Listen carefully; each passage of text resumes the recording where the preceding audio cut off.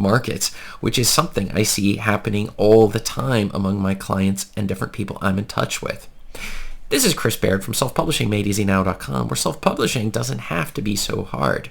So the thing is, after having published over 200 books onto Amazon and Ingram Spark and Lulu and also a number of other platforms, I've started to see a lot of patterns there, and that's one of the reasons I put them together into my self-publishing secrets checklist, which you can check out below in the description if you're interested in figuring out exactly the fastest way to leverage your self-publishing business, getting started and getting your books selling.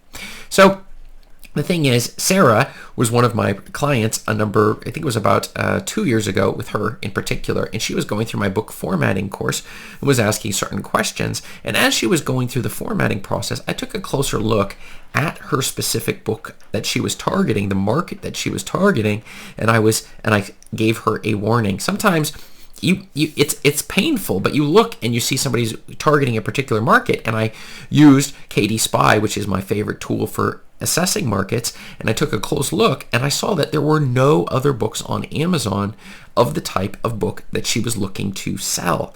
And so that, which in its own right creates a huge problem, and I informed her of this, and I said, just so you know, you need to put your expectations. You're attempting to put a book or a product into a market that doesn't exist, and that is going to cost you a lot. So choosing that wrong niche is going to be a pricey choice when it comes to actually spending all this time and energy to put this book on the market, and there is no market. So what do we do? So the thing is that I pointed out that it is incredibly important to choose in a proper niche. Now, don't get me wrong. Sometimes I do put books onto the market, like family writings and things like that. I do that regularly. In fact, I'm in the process of one right now. And the reality with that particular project is that it's not going to sell a lot of copies, but I'm okay with that. And the same would be true if you've written a book in fiction in a topic that nobody cares about one way or the other. There's no books on Amazon selling. It's okay for that, as long as you're clear over the fact it's probably not going to sell when it gets to Amazon. And that's one of the reasons why it's so important on the niches that you're going to choose. So I'm going to tell you some things about these niches here. Number one, what we do I use KD Spy. When I click on KD Spy, it takes me right into the bestseller list on Amazon. And I can see of the absolute best sellers on Amazon as of right today that they are almost all fiction. So in the long run, this is a longer strategy. If you're doing fiction book after fiction book, you're going to put yourself in a position where you can sell a lot more books. The downside is people are not searching for keywords in those fiction books for the most part. They might search for the particular type of fiction book that you're doing, but in reality, they're not going to find it. And so you're going to have to do a lot more marketing. But just based upon the total amount of sales on Amazon, this is definitely a profitable area to go into. And within fiction, if you look at those books, you're going to notice the vast majority are romance, and not steamy romance, but rather lighthearted, clean romance. You'll see there are very pastel colors. It's not like these two people, close, whatever, the standard romance cover that you would see. Very few of those have made it into the top 100. You'll notice that. So I'm telling you, cozy romance with pastel colors on the front, looking at those best sellers, this is a fantastic niche. It's always been a great niche, and it's continuing to be a great niche going into 2023. The second niche I want to hit is in the nonfiction area. So we take a deep dive and we look deeper into nonfiction. Nonfiction has the advantage of helping and ensuring that you're going to be able to get sales quicker. And the reason being is because nonfiction usually either solve a problem or it's a keyword people are searching for. And when it comes to nonfiction, if you go to the best sellers again, you're going to find the best sellers are in biographies. The only rule I'm going to tell you, though, I'm going to give you a warning, which is don't say anything nasty about famous people. But doing biographies on famous people is not a problem as long as you're just telling what happened. And you also can't use a Wikipedia article or something. People have tried that. That would get your account banned. So don't do that either.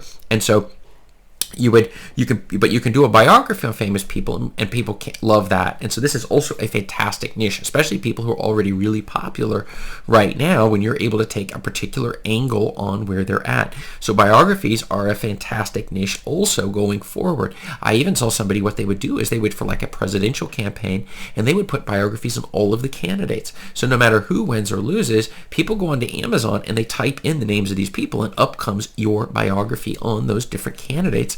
Regardless of what happens, they're able to actually purchase one of your books. And what are they going to search for? Well, there is a keyword. Unlike with the romance books, you might type in clean romance or whatever it might be, right? Something like that, lighthearted, whatever type of thing you would have, and that might help them find your book. But with biographies, they're going to type in Elon Musk, or they're going to type in Jeff Bezos, or one of these major people, right? Mark Zuckerberg. They're going to type that name in, and then up will come, well, the top selling books, and then maybe your book. And also you can run ads that will ensure your book is right next to theirs. And if your book looks very similar to theirs, then you have a really good chance that somebody's going to click and buy. And we see a lot of sales going through these biographies, so do not underestimate the power of biographies.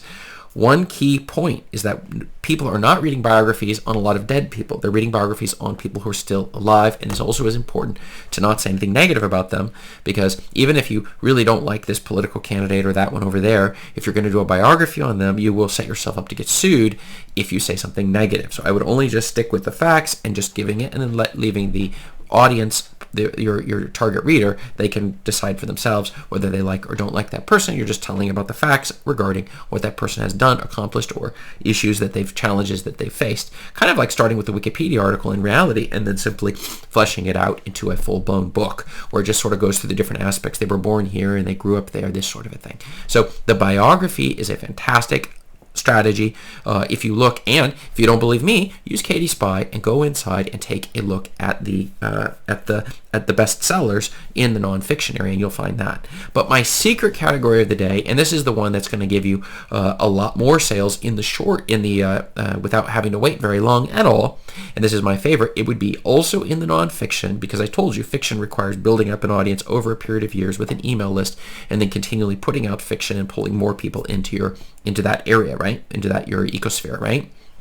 And so, but the nonfiction I love is small business and entrepreneurship as the starting point. And then what you're going to do is you're going to go into this category on Amazon, into that category, and you will notice a trend on the other books in there. They sell a lot of copies. Small business, entrepreneurship, work from home, these sorts of niches are crazy popular. So putting almost any book, I have books within this particular niche, and they do quite well. Both audio versions, the paperback, the Kindle, and the hardback versions of these books really sell well. And so going into 2023, this is not going to change. People are continually trying to figure out how to win at the entrepreneurship game, and you as a writer are entering into that very game yourself. And so it's really important to understand that these books contribute an awful lot to the overall sales on Amazon. In this small business, setting up a small business entrepreneurship or solopreneur, this is a fantastic area to specifically target. And when you go into that sub niche, you're going to find even sub niches. And what we want to do is we want to find one where there is less than 1,000 books, but a lot of them are selling in the top 100,000. And that's where Katie Spy, which you'll find my affiliate link below in the description under best keyword tools. Okay, so that's something you're definitely going to want to check out. And I can tell you one thing. It was that I think my best one, I was getting $1,000 a month off of a book using this exact game. And again, from a pen name that's unknown, nobody knows that pen name, and yet it's hitting a topic where it's an underserved market, as opposed to, as I was giving the example with Sarah earlier, she was hitting it where she was the only book in that market. So if I were going to do a book on types of toothpicks, for example, a person who would be going through my book, who exactly is going to buy it? And you'd say, well, anybody who's really enthusiastic about toothpicks, or I could do types of salt, you see. And maybe somebody who's really into salt might buy the book, but how many sales do you think you're going to make? You're going to make a sale every couple years.